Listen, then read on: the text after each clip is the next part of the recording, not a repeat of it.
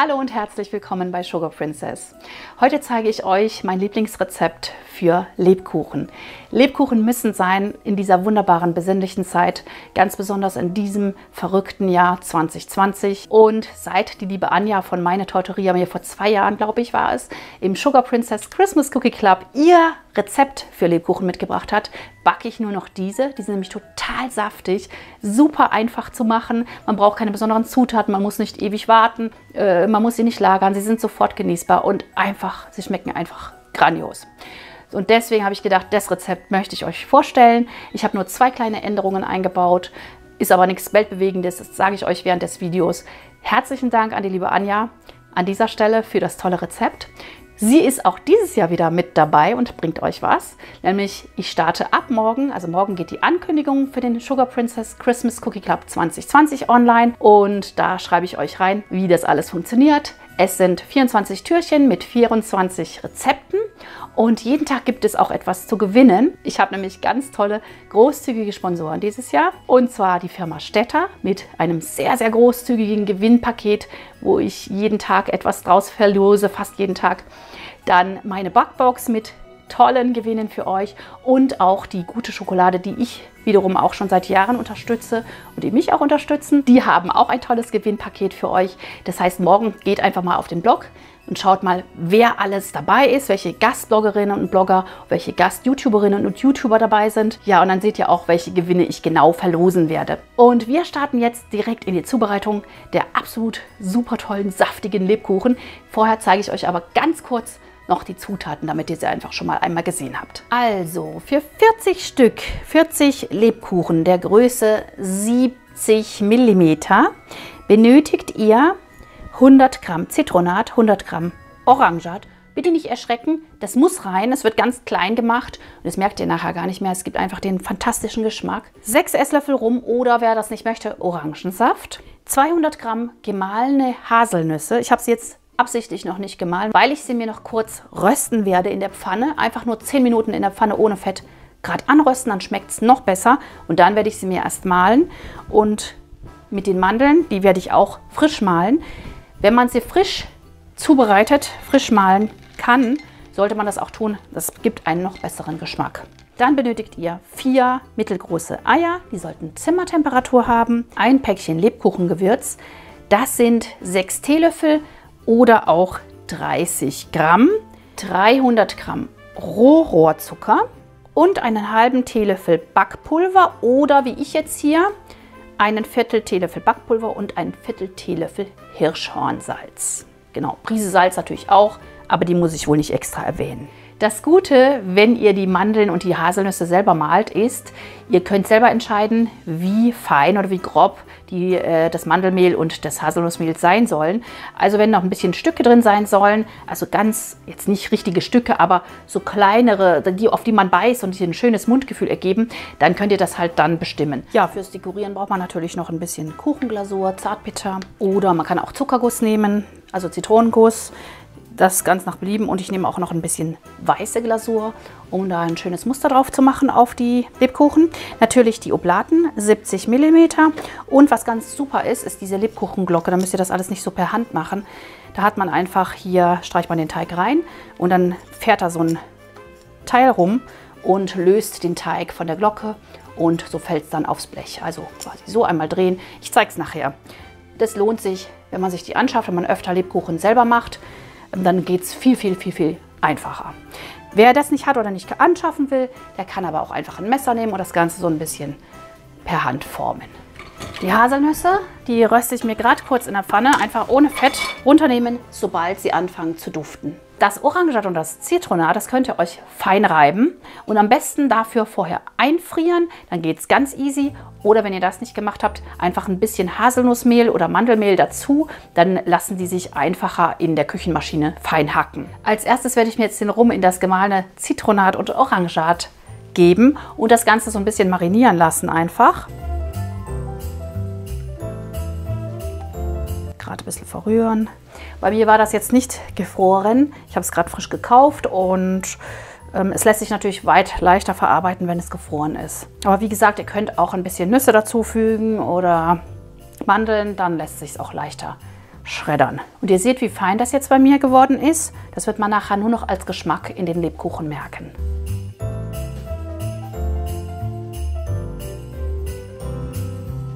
Das könnt ihr übrigens auch schon am Vortag tun. Dann zieht das Ganze noch mehr durch und verbindet sich besser. Jetzt stellen wir uns das Ganze beiseite und machen uns an die Teigzubereitung.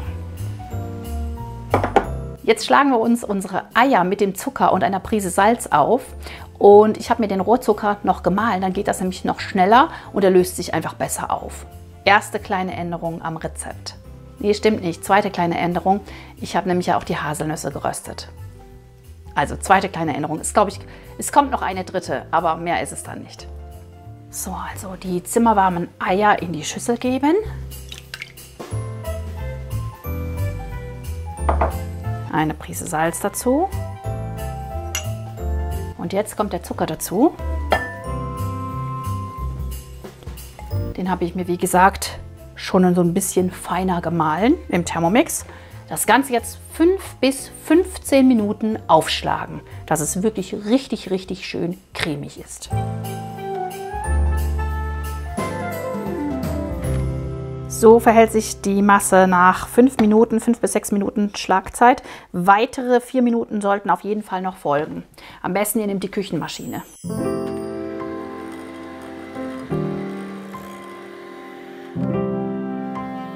So, nach 10 bis 15 Minuten ist der Teig schön weiß schaumig und der Zucker hat sich weitestgehend aufgelöst. Und so ist es auch genau richtig. Jetzt können wir uns die gesamten trockenen Zutaten mit dem Spatel gerade unterheben und dann ist der Teig auch schon fertig. Einmal runterkratzen und jetzt können wir uns hier die Mandeln dazugeben. Ich hoffe, die Schüssel ist groß genug und sie gerade unterheben.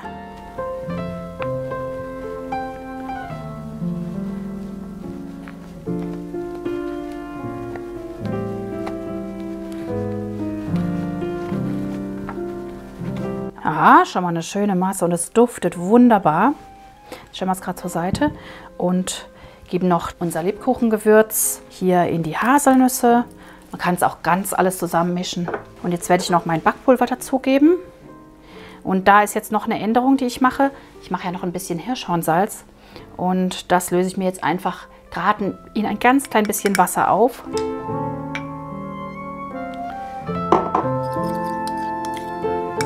So, und stelle das gerade beiseite. Dann vermische ich mir das Ganze hier noch schön, dass das Gewürz gut verteilt ist. Und jetzt gebe ich mir hier noch das Hirschhornsalz hinzu. Rühre das gerade noch unter.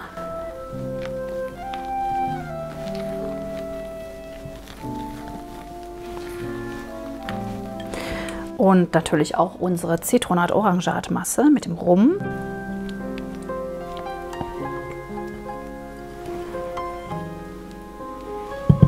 Auch wieder unterheben.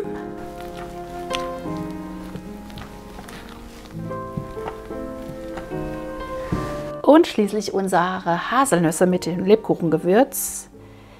Jetzt hoffe ich mal, dass die Schüssel groß genug ist. Das ist ein bisschen knapp. Also am besten eine große Schüssel verwenden oder die Hälfte des Rezepts. Wir sind ja eine große Familie, deswegen verdopple ich immer gleich. Also ihr könnt ja auch nur 20 Lebkuchen machen. Und das duftet wahnsinnig. Und das Ganze wieder schön unterheben.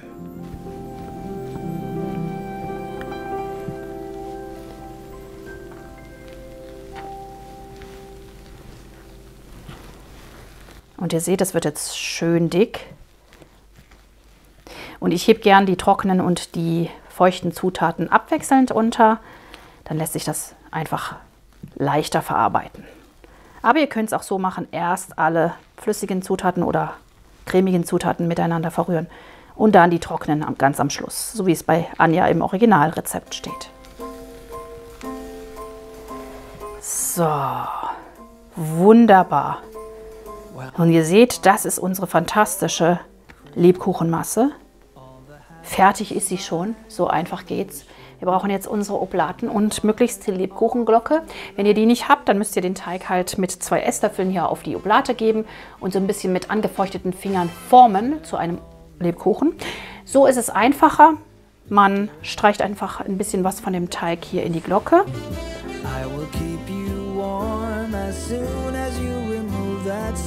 Nicht zu viel.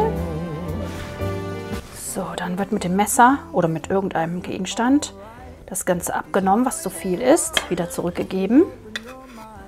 Kann man das nochmal schön verteilen in der Glocke. Dann setzen wir uns die Oblate, keine Ahnung, die Oblate, glaube ich, hier drauf. Und jetzt sollte es hoffentlich funktionieren. Setzen das Ganze aufs Blech und machen einmal drehen und einmal nach oben nehmen und drehen. Und schon kommt er hier herausgefallen. Und jetzt, wenn hier so ein kleines Etwas entstanden ist, das kann man gerade mit dem angefeuchteten Finger oder mit einem Backpinsel glatt streichen. Also am besten noch ein Glas Wasser und den Backpinsel bereitstellen und dann kann man sich das, was da noch vielleicht übersteht, so gerade so ein ganz bisschen reinstreichen. Und das reicht auch schon. Ja, und so machen wir das jetzt mit allen Oblaten und dann können wir sie auch schon, nein, da können wir sie noch nicht backen, dann müssen sie erst 1 Stunde ruhen ungefähr. Also dann heizen wir den Ofen vor in der Zeit, räumen die Küche auf und dann können wir sie abbacken. Ich zeige es nochmal. Einstreichen, das ist jetzt ein bisschen zu groß, der Spatel hier, nimmt man sich am besten einen kleinen. So, abnehmen.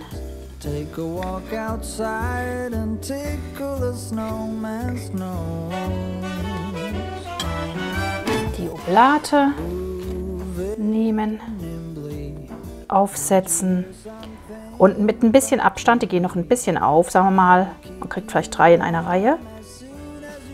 Einmal drehen und dann hochziehen und noch einmal drehen. Und da kommt der Lebkuchen auch schon raus. Das Ganze noch einmal glätten. Perfekt. So mache ich das jetzt mit dem ganzen Teig und dann sehen wir uns wieder. 12 Stück passen bei mir aufs Blech. Einmal drehen auf dem Blech und einmal hochziehen. Dann kommt der Teig raus. Es klappt wirklich perfekt. Finde ich großartig. Es klappt nicht bei allen Teigen so, deswegen liebe ich das Rezept auch so. Ich stelle das gerade beiseite und mache noch das andere Blech fertig. Und dann sehen wir uns nachher wieder nach der Ruhezeit des Teiges. Während das eine Blech schon ruhen darf, mache ich hier noch die restlichen Bleche fertig. Ich glaube, da kommt schon noch ein bisschen mehr raus, als ich eigentlich dachte. Mal gucken. Und ich sage euch nachher, wie viele ich aus dem Teig rausbekommen habe. In the sky, the glitter and the shine, she must be divine. What a night, what a sight. Ring the bells loud and clear. Have the reindeers reappear. Take my hand, you promised land. Also man braucht immer so ein paar Versuche am Anfang, da geht es dann nicht so gut und dann gewöhnt man sich dran und dann geht es wunderbar. Und ich rate euch auch mit einer Silikonmatte zu arbeiten, denn wenn da mal was schief geht oder ihr die Oblate vergessen habt, zum Beispiel drunter zu setzen, könnt ihr den Teig einfach gerade wieder abnehmen von der Matte. Das ist übrigens ein Elisenteig. Es ist ja kein Mehl drin. Also für alle, die jetzt kein Gluten vertragen, sind die hier genau richtig. It was you around midnight.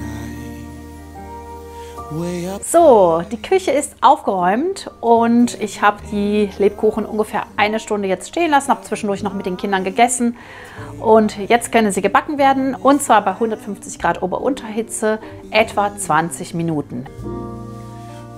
Sie sind super schön geworden und sind auch noch weich, denn sie sollten innen noch weich sein und außen eben so ein bisschen verkrustet sein.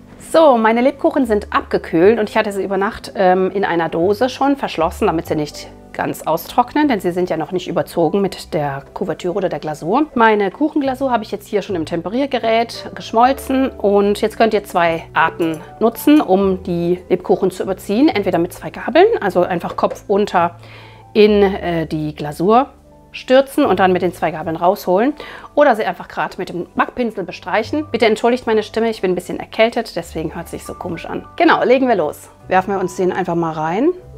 Zack. Da muss man natürlich jetzt ein bisschen gucken, dass er wirklich überall bedeckt ist. So ein bisschen drücken Und jetzt geht man hier halt hier drunter und lässt das Ganze schön abtropfen. Kann auch auf einer Gabel geschehen, muss man halt so ein bisschen balancieren. Und jetzt kann man das Ganze schön dekorieren.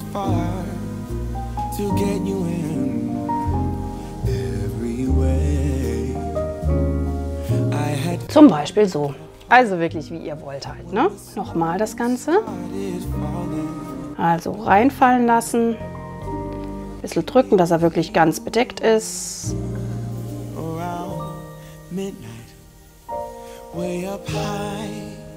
Lassen das Ganze schön abtropfen. Und jetzt versuche ich mal hier mit dem Finger gegenzuhalten. Und drehe das Ganze um. Ja, klappt perfekt. Geht also ganz gut mit den 2 Gabeln. So, und jetzt die zweite Methode. Da hat man natürlich dann ein bisschen mehr Möglichkeit zu überprüfen, wie viel Glasur auf den Lebkuchen kommt. Einziges Problem ist, man kommt halt dann mit den Händen irgendwann in die Bredouille. Man hat halt dann auch so ein bisschen Streifen, ne? Das ist ja klar. Jetzt lege ich ihn mir hin und mache noch die Ecke. So. Ja, also definitiv das Eintunken finde ich die bessere Methode. Alle 43 Stück sind es übrigens geworden, werde ich jetzt so glasieren. So, und jetzt habe ich mir noch meine Vanillekuchenglasur geschmolzen. Und die ziehe ich jetzt einfach mal gerade mit der Gabel hier so drüber.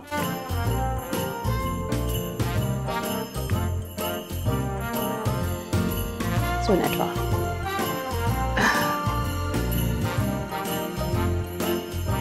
Genau. Wunderschön. Das werde ich jetzt auch noch mit einigen machen.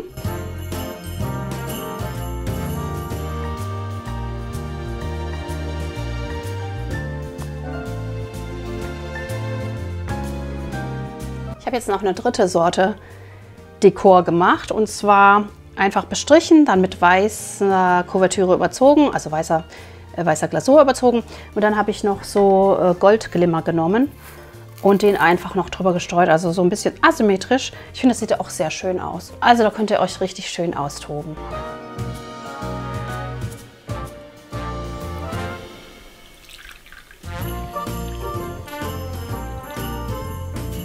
So, sehr lecker. Ich habe mir gerade einen Ingwertee gemacht, damit mein Hals ein bisschen besser wird. Und jetzt probiere ich mal die leckeren Lebkuchen für euch. Ich finde, sie sehen wunderschön aus, auf jeden Fall. Richtig klasse. Sehr, sehr saftig. Probieren.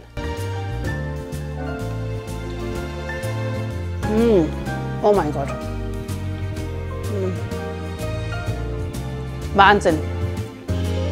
Man beißt rein und es ist saftig, es ist schokoladig. Und dann kommt die ganze Harmonie, die ganze Tiefe des Geschmacks mit raus. Total super. Müsst ihr nachmachen, schmeckt einfach grandios. Das waren die wunderschönen, soften, super leckeren Lebkuchen von der lieben Anja in meiner Variante. Und ich hoffe, ihr macht das Rezept einmal nach. Ich hoffe, es hat euch genauso gut gefallen, wie es uns seit einigen Jahren gefällt. Und ich hoffe natürlich, dass ihr morgen bei mir auf dem Blog vorbeischaut, um euch die Ankündigung anzuschauen, was es alles zu gewinnen gibt und welche Bloggerinnen und Blogger, welche YouTuberinnen und YouTuber dabei sein werden beim 7. Sugar Princess Christmas Cookie Club 2020. Ich freue mich auf euch. Seid unbedingt dabei. Es wird richtig schön. Macht's gut, bleibt gesund und bis nächste Woche. Tschüss!